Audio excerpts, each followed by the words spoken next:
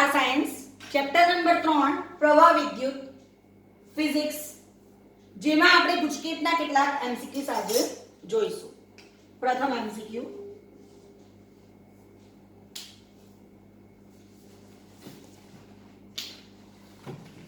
નીચેનામાંથી વાહકત્વનું પારિમાણિક સૂત્ર કયું છે? વાહકત્વ ઓપ્શન્સ લખીશું.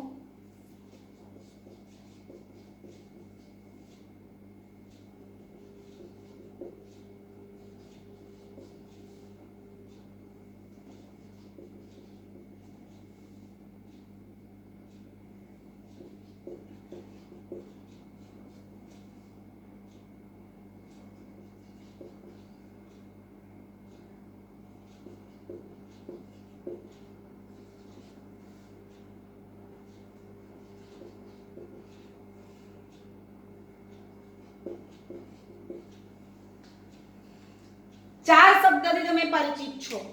અવરોધ, અવરોધકતા, વાહકત્વ અને વાહકતા. અવરોધ, અવરોધકતા, વાહકત્વ અને વાહકતા. તો અવરોધનું વ્યસ્ત એટલે વાહકત્વ. બરાબર છે? વાહકત્વને આપણે G કહીશું. 1/r ઇઝ ઇક્વલ ટુ લખીએ તો પણ એમાં કોઈ પ્રોબ્લેમ નથી. હવે r આપણે જાણીએ છે. હું r નું પારિમાણિક સૂત્ર લખીશ. r is equal to v/r. v is equal to w by q અને q is equal to it એટલે it ઇન્ટુ i r2t. કાર્ય માટે m1 L2 t - 2 નીચે a2 t1 એટલે m1 L2 t - 3 a - 2 m1 L2 t - 3 અને a - 2. બરાબર છે? હવે એનું ઊંધું 1/r m - 1 L - 2 t3 અને a2. બરાબર? આ અવરોધનું દેખાય છે જુઓ અને આ દેખાય છે આપણને વાહકત્વનું, જેને આપણે કહીએ છીએ કંડક્ટન્સ. ધ્યાન રાખજો. બરાબર? બીજો જોઈએ.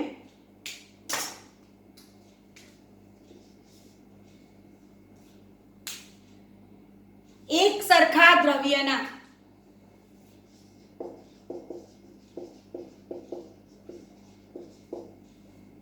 એક સરખા દળના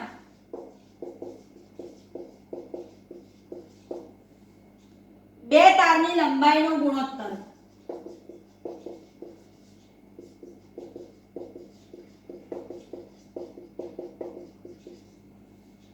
એક જેમ બે છે તો તેના અવરોધનો ગુણોત્તર કેટલો?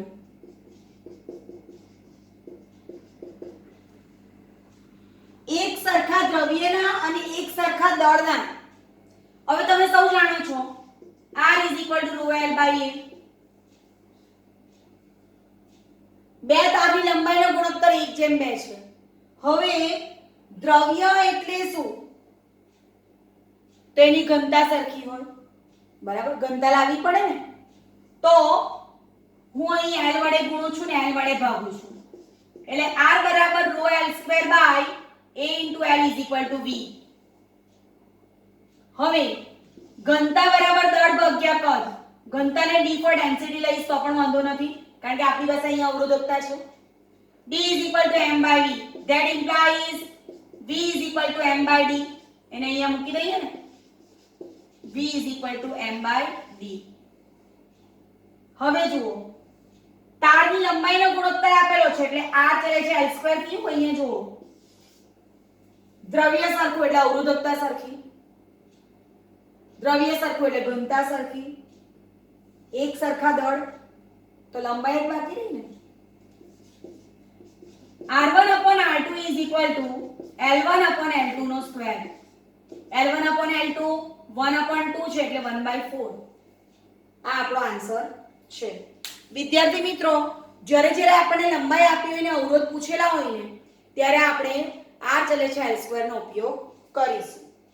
આ જ પ્રકારનો બીજો એક સમજાવું છું.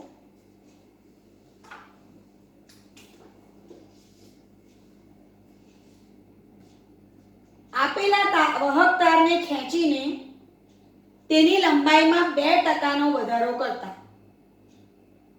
તેના અવરોધમાં કેટલા ટકાનો ફેરફાર થાય? આપેલા વાહક તારને ખેંચીને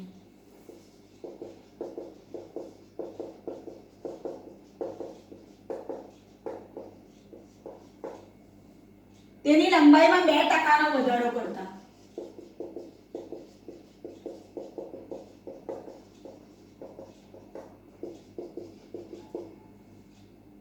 અવરોધમાં કેટલા ટકાનો ફેરફાર થાય?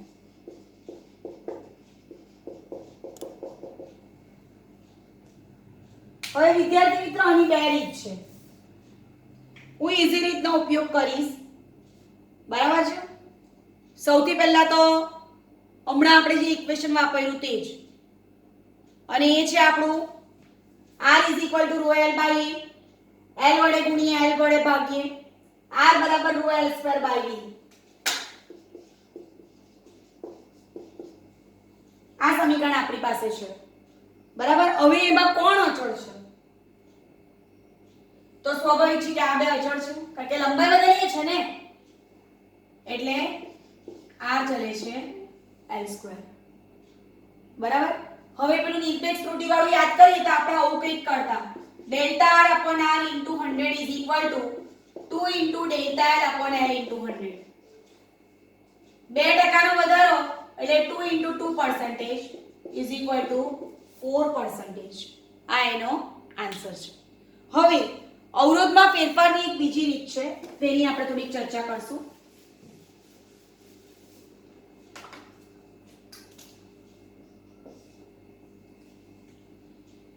એક તારને નિયમિત રીતે ખેંચીને તેની લંબાઈ 2 ગણી કરવામાં આવે. જો વિદ્યાર્થી મિત્રો લંબાઈ 2 ગણી કરીશું ને તો એનું કદ બદલાવાનું નથી. આ એક પહેલી અગત્યની વસ્તુ.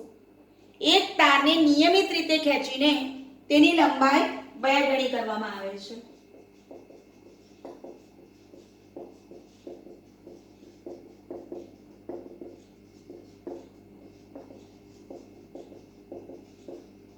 બે ગણી કરવામાં આવે છે.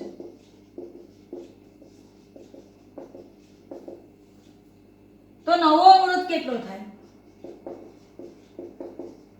એને હું r' કહી દઉં છું. તારને નિયમિત રીતે ખેંચીને લંબાઈ બમણી કરવી તો એનું સીધે સીધું એક ઇક્વેશન છે કે તારને ખેંચતા જે નવો અવરોધ મળે r' = n²r. યાદ રાખવાનું. આ 2 ગણી કરી તો n = 2, 4 ગણી કરો તો n = 4, 10 ગણી કરો તો n = 10.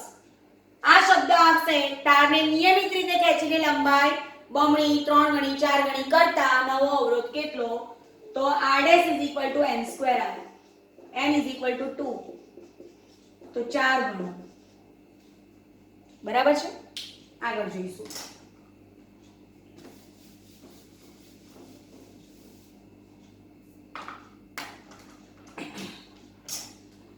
વાહક તારની લંબાઈ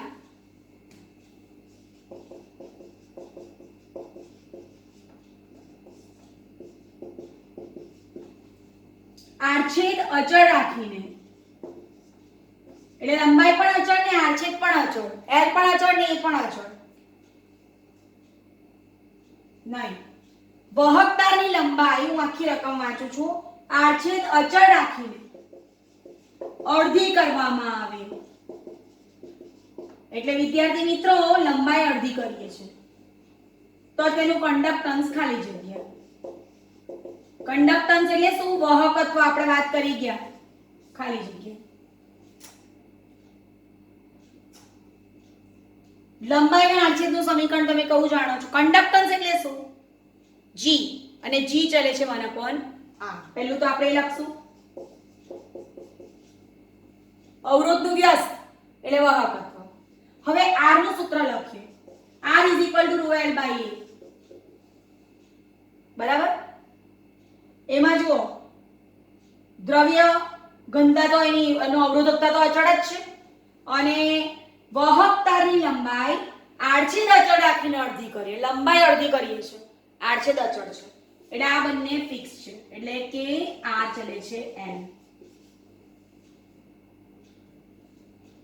લંબાઈ અડધી કરીએ તો અવરોધ અડધો થાય. લંબાઈ અડધી કરીએ તો અવરોધ અડધો અને અવરોધ અડધો થાય તો કંડક્ટન્સ બમણું થાય એટલે આન્સર આવશે કંડક્ટન્સ બમણું થશે G2 = 2G1. બરાબર. ફરીથી R = ρl / ρ અને અચળ R ચલે છે l. કંડક્ટન્સ એટલે અવરોધનું વ્યાસ. લંબાઈ અડધી કરી તો અવરોધ અડધો થયો પણ અવરોધ અડધો થયો તો કંડક્ટન્સ તો એનું વ્યસ્ત છે ને તો એ બમણું થશે એટલે G2 = 2G1. આગળ જોઈશું 0 ડિગ્રી 0 કેલ્વિન તાપમાને શુદ્ધ ધાતુની અવરોધકતા ખાલી જગ્યા હોય છે. 0 કેલ્વિન તાપમાને શુદ્ધ ધાતુની અવરોધકતા ખાલી જગ્યા હોય છે. અશૂન્ય, શૂન્ય, અનંત કે અજ્ઞાત તો શૂન્ય આવશે. તાપમાન વધશે તો ધાતુની અવરોધકતા વધે છે. આપણે સૌ જાણીએ છીએ. ધાતુના એક વાહકનું તાપમાન વધારતા તેના દ્રવ્યની અવરોધકતા અને વાહકતાનો ગુણાકાર ખાલી જગ્યા. ધાતુના એક વાહકનું તાપમાન વધારતા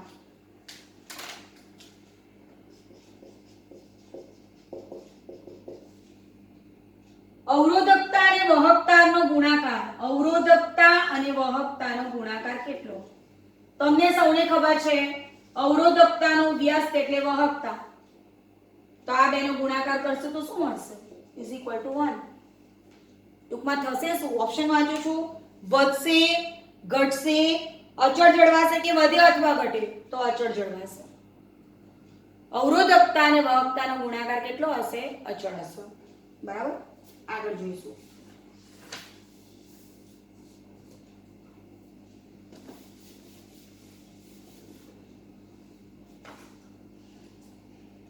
ત્રણ તાંબાના તારના દળોનો ગુણોત્તર.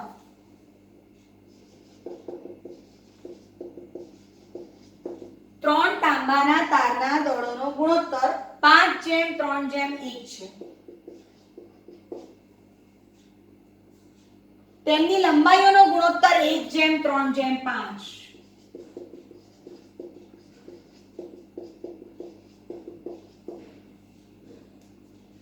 તો તેમના વિદ્યુત અવરોધોનો ગુણોત્તર કેટલો?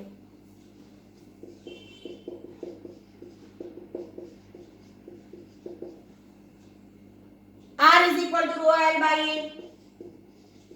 હમણાં જ આપણે ચર્ચા કરી કે આગલા બે ઓબ્જેક્ટિવમાં R = ρl2/v.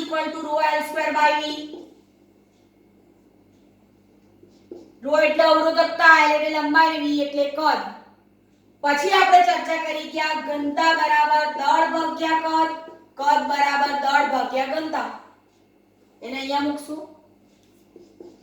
R બરાબર ρl2 કદની જગ્યાએ m/d. વાક્ય રચના ફરી વાંચીશ. ત્રણ તાંબાના તાર અવરોધકતા સેમ, ઘનતા સેમ, R ચલે છે L2/m. એટલે R1:R2:R3 = L1/m1, L2/m2, L3/m3. L1² શું છે? 1, m1 5, L2² 9, 3, 25 અને 1. 1/5:3:25. હવે આપણે ઓપ્શન ચેક કરશું. લસા લઈને આપેલા છે એટલે R1:R2:R3 = 1:5:15 ને 25×5 125. આ આપણો આન્સર છે. ખૂબ જ અગત્યનો કહી શકાય તે પ્રકારનો આ એમસીક્યુ છે. આગળ જોઈશું.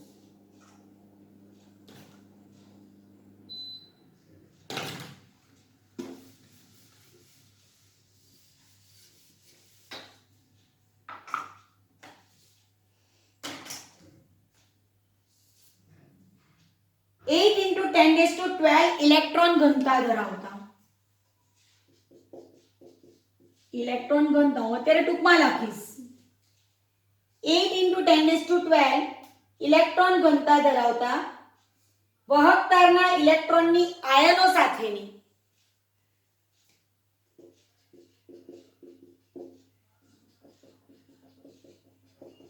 વાહકતાના ઇલેક્ટ્રોનની આયનો સાથેની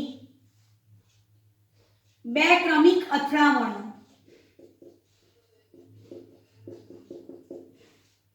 વચ્ચેનો સરેરાશ સમયગાળો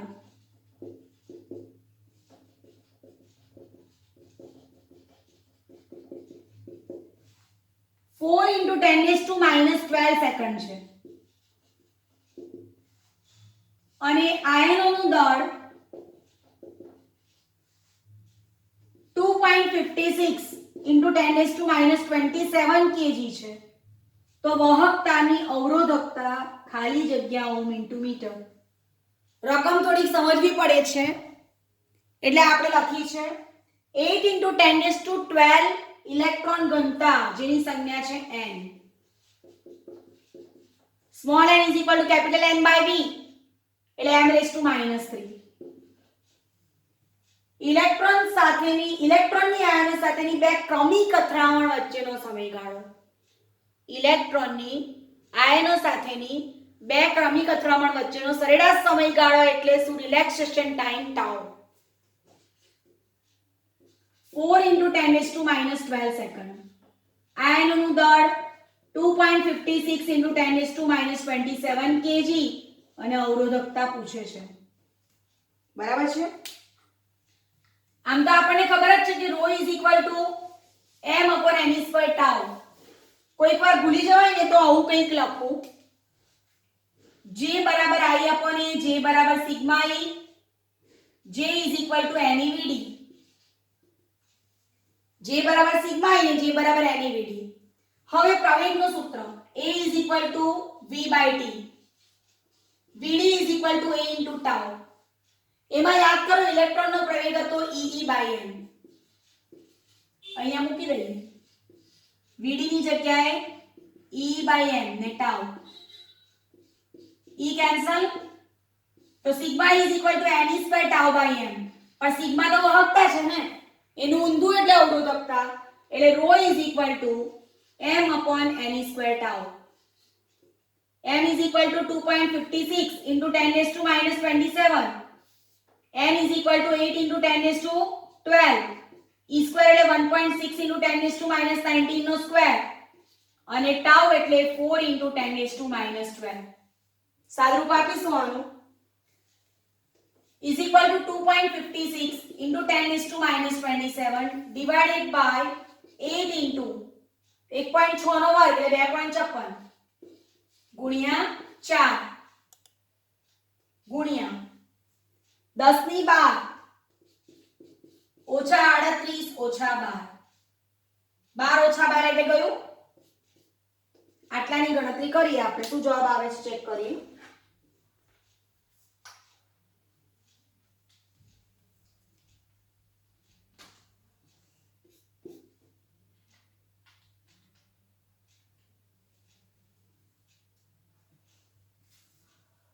.03125 into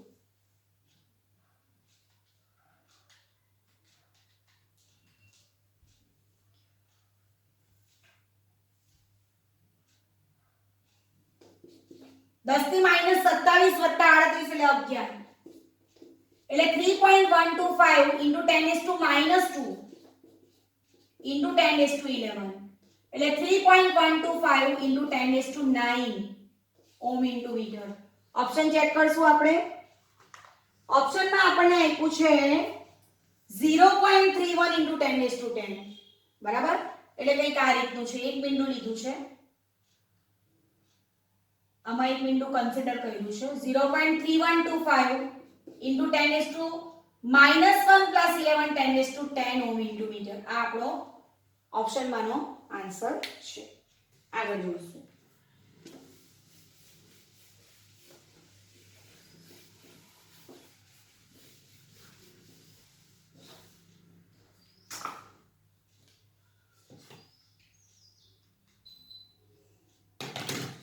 2 મીટર લંબાઈ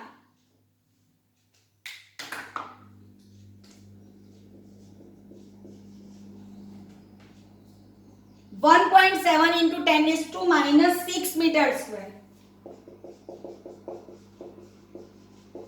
આડછેદ વાળા એક તાંબાના તારનો અવરોધ 2 into 10 is to minus 2 ohm છે તો તેની અવરોધકતા શું થશે? R is equal to rho L by A, that implies rho is equal to RA by L.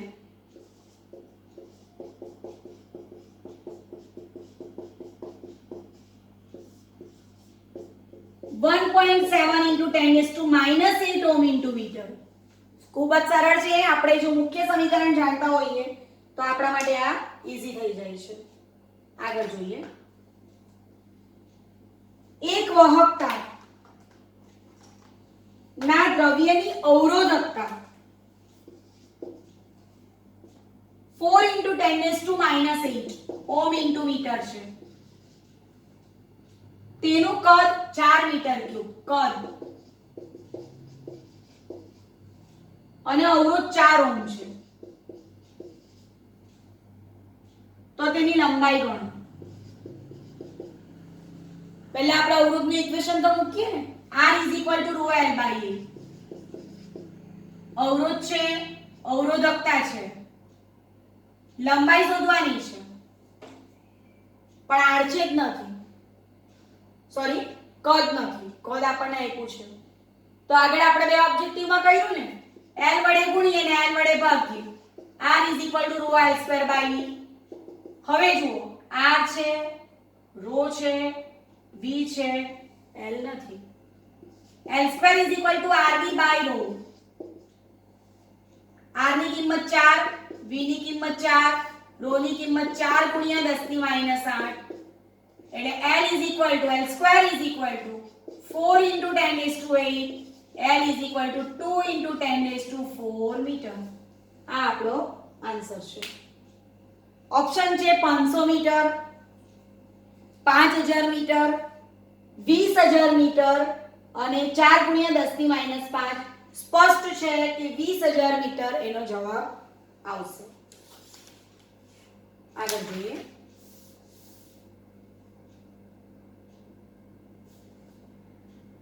એક વાહક તારને જ્યારે 1.8 વોલ્ટનો પોટેન્શિયલ ડિફરન્સ લગાડવામાં આવે છે.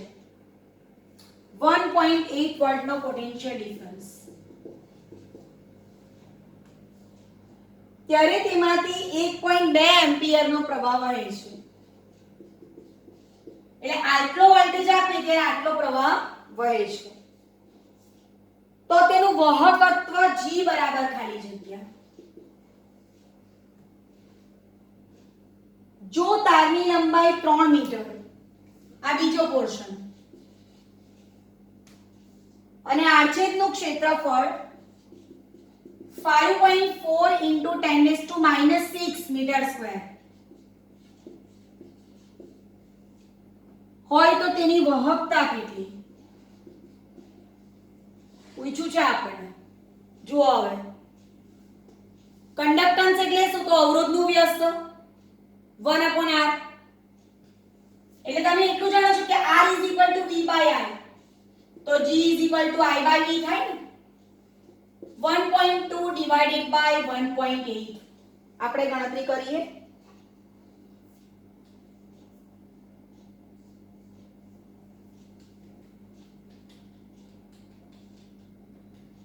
0.666 એકમ. અવરોધનો વ્યસ્ત એટલે ઓમ ઇન્વર્સ અથવા મો. બરાબર. હવે વાહકતાની વાત કરીએ.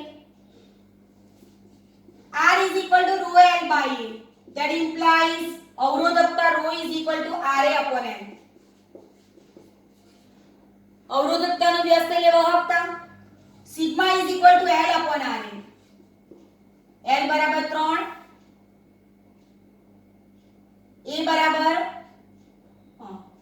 R is equal to તમને આપેલું છે, જોઈ લઈશું આપણે. શોધ્યું નથી, આપણે આગળ જ ઉપયોગમાં લઈશું. આનું વ્યસ્ત કરી નાખીએ.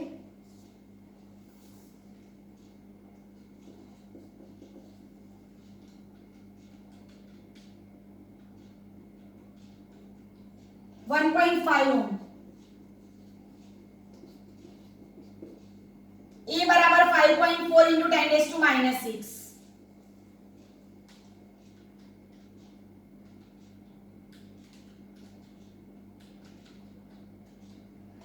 (0.370 into 10 raised to 6.